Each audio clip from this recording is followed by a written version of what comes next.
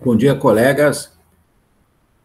Neste vídeo de hoje, eu vou fazer a apresentação de uma das correntes da chamada criminologia crítica.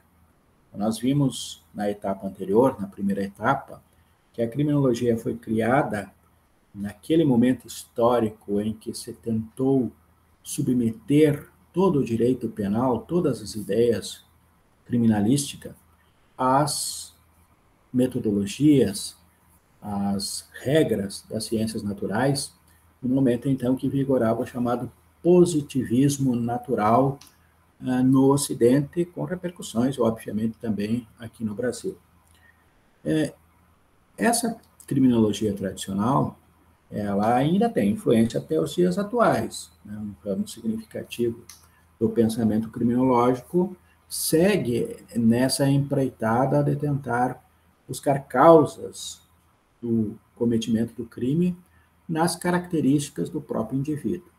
Mas, desde o princípio, ou logo em seguida ao nascimento da criminologia, surgiram teses, surgiram teorias que não se conformavam com esta perspectiva e tentavam criar outras possibilidades de debater a temática do crime, da criminalidade e da violência. E uma das teorias mais consagradas na crítica à criminologia tradicional é a chamada criminologia radical. É chamada de criminologia radical, criminologia crítica, uns usam só essa expressão, ou criminologia marxiana. Talvez o termo mais adequado mesmo para se designar essa corrente de pensamento deveria de ser mesmo a criminologia marxiana.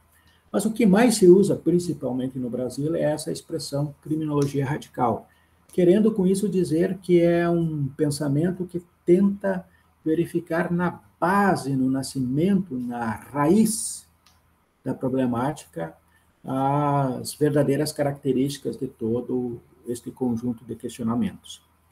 E esta criminologia chamada de criminologia radical, ela tem como pressupostos, como sustentáculos teóricos, o marxismo.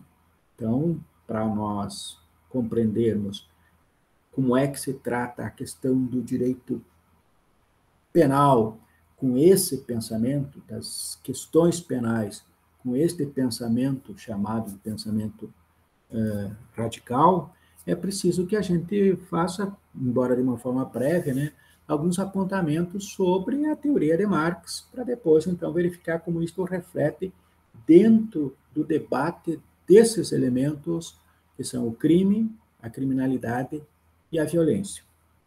Vocês, a maioria, tem algum conhecimento, pelo menos ouviu citar ou leu alguma coisa sobre Karl Marx, seja em seu favor, seja em seu desfavor.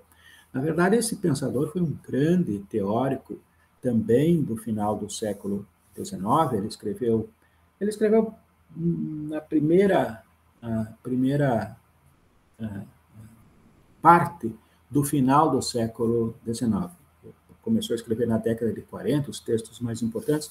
Ele nasceu em 1818, né? Nasceu na Alemanha, na chamada Renânia, que é uma parte da Alemanha que faz divisa com a França, e morreu já velhinho, né, lá em Londres, né, já então na década de 80, em 1883, se não me engano, ele faleceu em Londres. Né? Então ele foi primeiro ele nasceu e se criou então na Alemanha, depois na sua juventude ele teve problemas políticos lá, havia um governo muito autoritário, o governo prussiano, né, que controlava a Alemanha, e aí então ele teve que se exilar na França, durante um determinado período de tempo ficou na França, mas se transferiu definitivamente para Londres, onde ele escreveu o seu principal livro, chamado O Capital. Ele tem uma obra muito extensa, diversos livros escritos em conjunto com outro autor também, adepto das mesmas ideias dele, chamado de Frederic Engels, né? Então, muita coisa foi escrita pelos dois em conjunto. O próprio Capital, foi Marx que escreveu o primeiro capítulo e publicou, e depois os capítulos seguintes foram editados, né, e revisados após a morte dele pelo Frederick Engels, um parceiro de escritas assim, e de luta, e de, enfim, de pensamento político durante todo o período em que conviveram. E qual é que é a tese principal, então, desse pensamento marxista e como é que isso depois se reflete no nosso tema aqui, que é o tema da criminologia? Marx, ele é um pensador que vai formular a sua tese do chamado materialismo histórico e do materialismo dialético a partir de três bases principais, pelo menos de uma forma sintética, resumida e simplificada. Ele pegou o pensamento hegeliano, né, de Hegel, um pensador alemão, autor de um livro famoso chamado A Fenomenologia do Espírito, que é o criador da denominada dialética, né? Então, esse Hegel teria dito que o conhecimento, a, a vida humana teria se dado e se dá sempre como antítese, como tese, antítese e síntese, ou seja, em três etapas, né? Uma afirmação, uma negação e uma superação. Ele usava isso, então, como um elemento filosófico para explicar a história, todos os elementos da vivência humana. Na verdade, para trabalhar com aquilo que é a ontologia filosófica, que é o estudo do ser. Este é Hegel. Então, essa dialética, esse modo de pensar dialético, de que se formula uma questão, esta questão é submetida a um enfrentamento, e disso se supera uma síntese final, isso ele pegou desse pensador, desse filósofo alemão. Aí ele também foi um estudioso da teoria revolucionária, da teoria política francesa. Esse período que ele ficou na França, desde o momento que era jovem, estava na Alemanha, ele se dedicou a estudar a própria Revolução Francesa e principalmente os movimentos libertários franceses que vinham depois daquele período revolucionário. A França sempre esteve em convulsão, não é? Durante aquele período pós-revolução. Napoleão, depois houve uma restauração, voltou a monarquia, depois derrubaram novamente a monarquia, enfim, o século XIX foi um século de intensos debates teóricos e enfrentamentos políticos e de enfrentamentos armados na França. Né? Dali ele colheu, então, a ideia dessa sociedade que pudesse fazer a repartição das coisas. Havia na França um movimento do chamado socialismo, que ele vai chamar de socialismo utópico, que é essa ideia, né, de ter um governo, ter forças organizativas da sociedade que repartam os meios de produção, o produto daquilo que decorre do uso desses meios. E, por fim, ele, principalmente quando foi para Londres, ele estudou os clássicos da economia inglesa, né? Os teóricos denominados teóricos formuladores do capitalismo inglês. Adam Smith, David Ricardo, né? Chamada economia política tradicional. A formulação da ideia, não é, de que a riqueza, o livro de Adam Smith chamado A Riqueza das Nações, né? Como é que se forma a riqueza através, então, da livre iniciativa do mercado, né? Aí foram esses teóricos que criaram a ideia do mercado econômico. E ele faz uma crítica a esse mercado, dizendo que, na verdade, isso servia apenas para permitir que houvesse a exploração da classe burguesa sobre a classe trabalhadora. Então, ele formula com essa unificação, com o debate sobre essas três fontes de pensamento que eu mencionei aí, a sua própria visão de mundo, a sua teoria, né, que engloba, portanto, filosofia, economia e teoria política. Ele vai dizer o seguinte: a história da humanidade é a história da luta de classes. A luta de classes é o motor que move a história da humanidade. E tudo que acontece no mundo é movido não por ideais, mas por necessidades materiais. Então, ele também introduz a forma de pensar que é o materialismo dialético. Esse materialismo é muito significativo porque vai afastar ele da maioria dos pensadores que sempre formulavam ideias que deveriam ser colocadas no mundo. O que ele vai dizer é, ao contrário, que o mundo é que formula as ideias. Então, é daí que advém a sua negação, por exemplo, à crença, à religião. Tem uma famosa frase dele que é muito significativa, que ele diz que a religião é o ópio do povo, que é usado para entorpecer a população, para que ela tenha, né, um certo conforto, para que ela tenha uma certa as dores sejam aliviadas, assim como a morfina, assim como esses produtos tóxicos fazem também, né, no organismo, retiram a dor para suportar o peso da opressão. Né? Então, é uma tese dele, não é? E que, obviamente, tem muita crítica, né? Talvez tenha sido o escritor mais polêmico dos últimos tempos na humanidade. E ele viveu nessa época em que a ciência, né, naquele momento que eu já falei ali na aula passada, que a ciência estava se constituindo como definitivamente a única forma legítima de se debater as questões em sociedade. Então, ele é um produto desse momento, mas com um viés próprio. É bem diferente de Augusto Comte, que apregoava uma organização científica para manter a sociedade como estava, ele propunha a revolução. Né? Aliás, tem uma outra frase famosa dele, que é a seguinte: até hoje, os filósofos tentaram explicar o mundo. Contudo, o que importa não é explicar o mundo, mas revolucioná-lo, mudá-lo, alterá-lo. Então, ele vai apregoar nesse livro Capital que a história da humanidade é a história da luta de classes, da opressão de uma classe sobre a outra, assim foi no passado, e naquele momento histórico está sendo um momento de opressão da classe trabalhadora pela classe burguesa, pelo capital. O livro dele, o nome é O Capital, porque ele diz que quem manda no mundo naquele momento é o capital, mas que isto haverá de ser superado, porque a história é esta, né? Uma história de tese, antítese e síntese. Então é ali que surge a ideia de que haverá uma revolução proletária. É dali que surge o termo, né?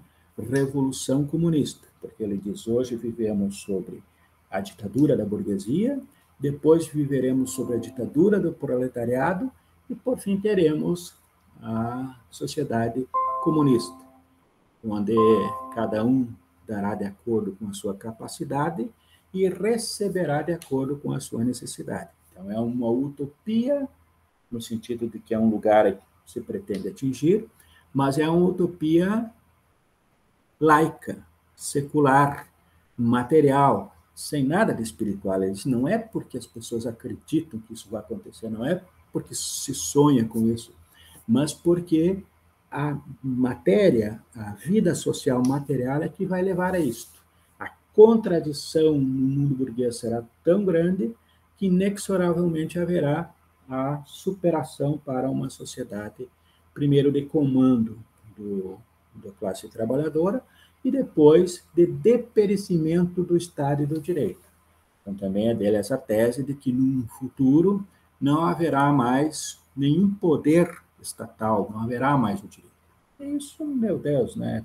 Sabe que isso provocou a revolução na Rússia, a Revolução Soviética, né? Agora está tão em moda discutir a Rússia, a Revolução Soviética, que formulou um projeto de poder que ficou 70 anos na Rússia e uma série de países ali próximos à Rússia, promoveu a Revolução Chinesa, que é esta que ainda está em vigor. A China hoje é a segunda potência do mundo. Em 2027 se afirma que terá o maior PIB de todo o planeta, né? O maior volume de riqueza estará na China, superando os Estados Unidos da América. E, por fim, então, é uma coisa que gerou enfrentamento e deixou um legado, embora na prática aquilo que ele afirmou especificamente como projeção não tenha acontecido na sua integralidade, não se imagine que vai acontecer, mas a crítica, principalmente a crítica que ele fez à maneira como o mundo capitalista se desenvolve, ainda tem formas muito significativas de discussão no momento histórico contemporâneo. Então, no direito penal, na criminologia, na, na vida do nosso mundo que nos interessa, isso significa o que no momento atual? Significa entender portanto, a perspectiva fundamental da criminologia marxiana contemporaneamente, que o crime, a violência, principalmente a violência, daí da violência deriva o crime e a criminalidade. A violência normalmente coincide com o crime, mas às vezes há uma separação. Às vezes o crime não é violento e às vezes a violência, determinadas violências, não são criminalizadas. E o somatório dos crimes que acontecem num determinado momento histórico é que a gente chama de criminalidade. Então, esses três elementos, esses três objetos de estudo contemporâneo da criminologia são vistos por esta vertente como fruto, a violência e o crime, da sociedade injusta, opressiva e, por essência, violenta que é a sociedade capitalista. Diz então o seguinte: na sociedade contemporânea capitalista, existe intrínseca a ela uma violência que é a opressão do capital sobre o trabalho. Então, se explica daí com números toda a relação em todas as sociedades. Pega essa sociedade norte-americana e vê como é que funciona essa coisa lá. Aqui no Brasil, né, não é difícil de explicar no Brasil que existe realmente, né, uma classe que é privilegiada e que fica com significativa parte da riqueza social produzida, e tem um grupo enorme de pessoas que são excluídas, não recebem nada, não têm sequer a possibilidade de participar da produção, né? Então não oferem nada, são os excluídos, é o lumpen proletariado. E tem o proletariado que ganha um valor tão irrisório que é apenas significativo para reproduzir a sua vida. Aliás, o termo proletariado foi criado por Marx para designar aqueles que só têm de si a prole, os filhos. Né? Então, ele dizia o seguinte: a única coisa que os trabalhadores têm, na prática, são os filhos, porque o resto é migalhas que só servem para a sua subsistência. É claro que isso pode ser contestado, não estou dizendo que isso está certo, estou dizendo que o pensamento deste ramo de explicação do fenômeno crime, criminalidade e violência leva em consideração como aspecto inicial e mais importante esta ideia. Daí tem desdobramentos, né? Mas todo pensamento que considerar que deve se avaliar sempre para verificar a ocorrência do crime, o aumento do crime, a diminuição, o aumento da criminalidade, porque o crime numa região é maior, é mais intenso, é mais significativo do que outro. Quem considerar fatores de natureza econômica, né, de natureza financeira, assim, direta, de sobrevivência das pessoas, tem alguma coisa a ver com esta origem do pensamento marxista. Então, não é de todo descabido esse pensamento, porque, é claro, você nota bem, você pega o exemplo do caso dos crimes da lei de tóxico, da lei de drogas, né, da 11.343, então tem uma enormidade de gente presa, aí são 22% de todo o conjunto de presos no Brasil estão lá por conta dessa lei. Né? É praticamente um quarto de toda a população carcerária, que gira em torno de 750 mil presos, né? Um quarto disso está lá por conta desta lei, que foram pegos traficando cocaína, crack e maconha. cocaína, crack, maconha, alguma outra coisa aí, mas principalmente essas três coisas. E a maioria, inclusive, traficando maconha. E são, a gente analisando assim, a condição financeira, são pessoas muito pobres, os que estão presos. Né? Não estou dizendo que não exista uma organização criminosa em que pessoas oferem valores bastante significativos. Tem pessoas que realmente de posses presas, mas a maioria esmagadora são aqueles que estão lá como escravos, operários, né, do tráfico, são os da base, e que fazem, que participam disso, muitas vezes, na maioria das vezes, pela subsistência, para sobreviver. A miséria é uma coisa significativa na nossa sociedade brasileira. Tudo que já fizemos, com todos os programas, com todos os discursos e tal, né, estamos muito longe de alcançarmos condição de dignidade a todas as pessoas. É isso que é levado em consideração nesse debate aí.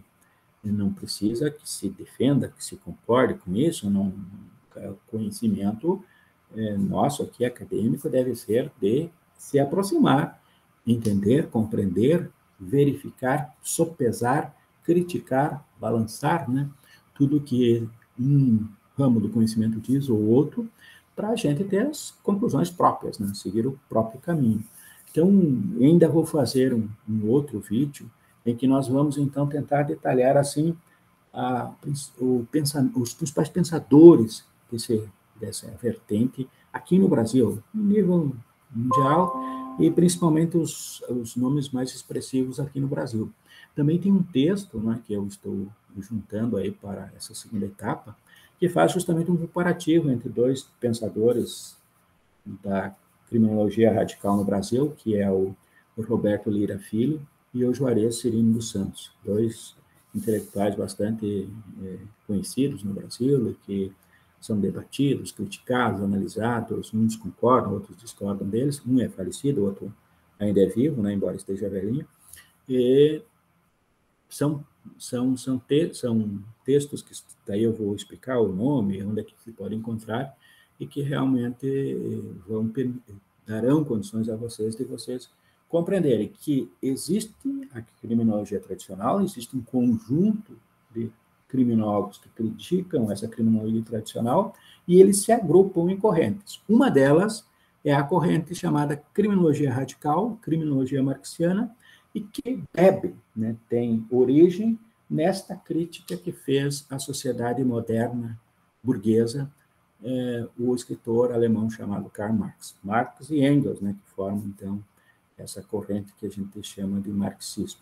E também vou depois acostar aqui uns nomes dos principais livros dessa dupla aí de intelectuais que construiu esse pensamento tão significativo da era moderna, do século, principalmente do século XIX. O século XIX, principalmente no século XX, quero dizer, o século passado. Não houve, talvez, um ramo do conhecimento mais expressivo, mais abrangente, mais, né, importante do que este.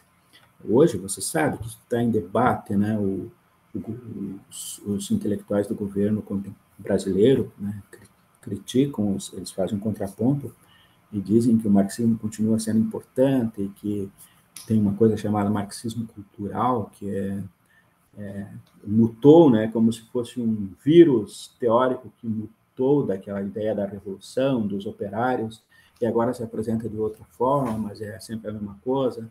Há um exagero nisso, talvez, né? Não é bem assim, né? As coisas não são simples dessa maneira, né?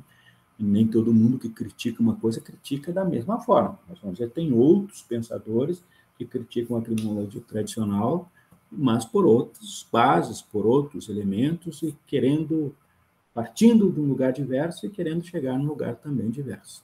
Mas este pensamento é realmente, se querem conhecer, se tem uma aversão a este pensamento, né, é a oportunidade de vocês conhecerem, inclusive para fazer a crítica. Né?